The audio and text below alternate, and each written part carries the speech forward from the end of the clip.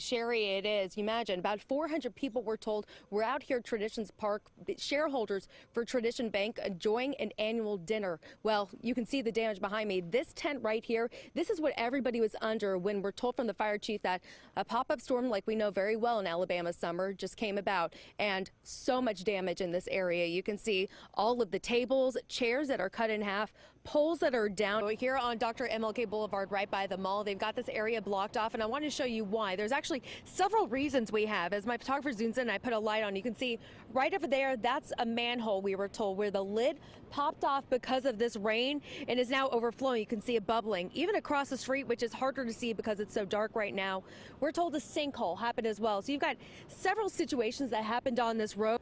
Well, Jim, right now we are at 12th Street and 10th Avenue South, and you can see behind me they've got a perimeter still set around, as you've heard from Michael talk about as well. But we have heard that there is an all clear for people to go back in. As of right now, you know, this is a very fluid situation. So all what we're learning right now is that 2 people were shot and the person who did have the gun is down. Now, if that means that is 3 people total or 1 plus the shooter, that's unclear right now. We are hoping to get more information for you, but you can see in the area it is hard to not miss this. Every flashing light is going off right now. Seen a lot of first responders out here. As I was trying to just park and get over to my photographer, I was having a hard time finding an area because it looked like there was a lot of paramedics on standby. Of course, with these situations, you just never know how many casualties you have, so that's why a lot of paramedics are always kind of on standby. Well, Jim, as you can imagine, it was very hard for all of them involved. Parents said that they can't believe this happened here in their own neighborhood, and kids told me they don't feel comfortable coming back to school. For students and parents, the moment seems surreal. They said that somebody was in the school with a gun shooting. And me, I didn't believe it, and I was walking down the hallway. And when I saw the teacher point saying run, I started running. I immediately left my job to head this way. I didn't know what to do or what was happening. And I never thought that this would happen at Huffman. Students and parents hugging, realizing a classmate was shot and killed in their hallways. Teresa, who is a junior, says she saw everything. And he showed the gun, and it went off accidentally. And she laid there, and everybody was amazed that everybody was shocked. Not knowing why that student had a gun, she said it went off by accident. But to parents, that doesn't matter. And I just pray that everybody to learn something from this. It's their time now, but who to say next time it won't be our time. And I'm just sorry it happened. As parents, we need to take a proactive as it relates to our children and keeping them safe. It's not for the officers and the teachers to do it. Councilmember LaShonda Scales agrees with that. It takes all of us working together. And if we don't work together, I think that this becomes a non-essential issue, which we know is essential because we're talking about life. An issue that now hits home for Birmingham. Life's not promised in a day. It's not promised. Oh yeah, Jim, absolutely. They all talked about how just amazed they were by the enthusiasm from Auburn students. Now, they won this contest through social media by showing off their school pride, and they showed it off very well today. But because they won that contest, the world premiere came to them. With the pom-poms twirling and chants going on, you would think it was another Auburn football game. But the Auburn Tigers were in the midst of Hollywood. It's just fun and celebratory and go War Eagle and all that jam. I love it. The Auburn Tigers won a social media challenge to host the premiere of the movie Life of the Party, starring Melissa McCarthy. I think it's amazing, especially for this movie. It seems like the absolute perfect place for it. All this energy, all this kind of like joy of all these students is like, it's really infectious, and it's really what the movie felt like to me. You never feel this level of excitement and enthusiasm at a premiere in LA. It's like nothing like this.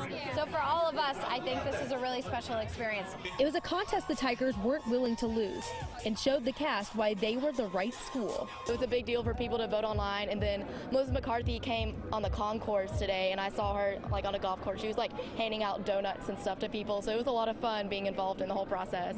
Great energy. You know, I love the, SEC. I'm from the South, so SEC schools, this environment is just, I love it. Melissa McCarthy told me she visited the campus, and she and her team gave back to the theater department.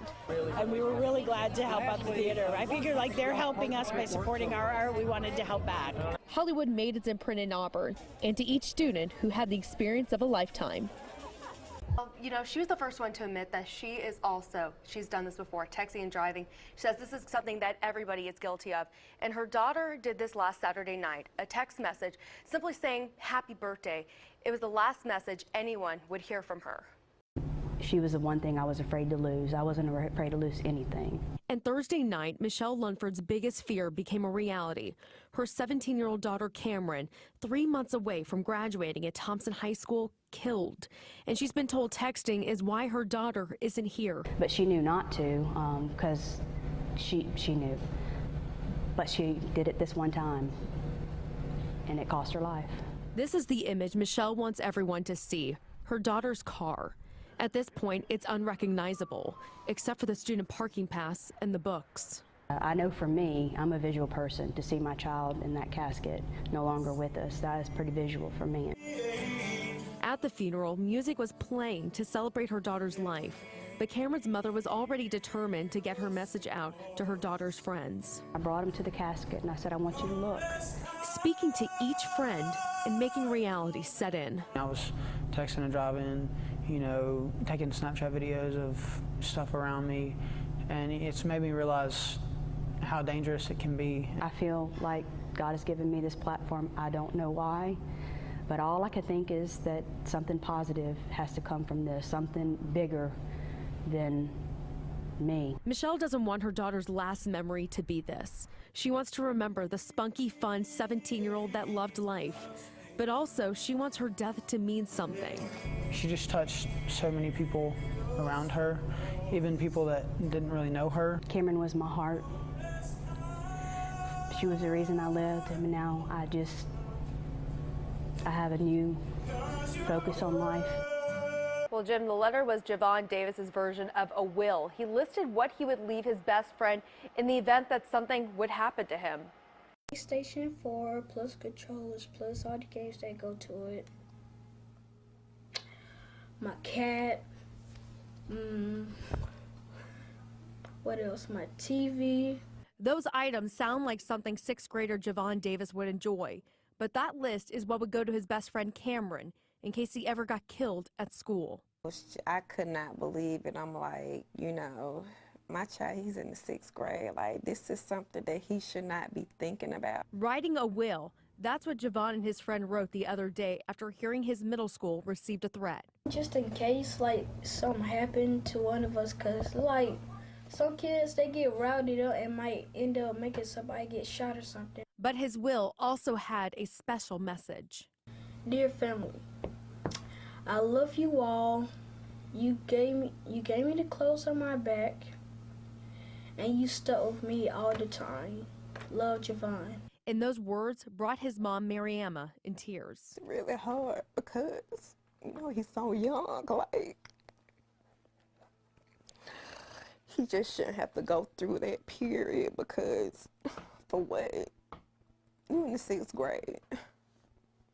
You have you know, a lot ahead of you. But with all the shootings and threats around the country, Mariama says that's reality now.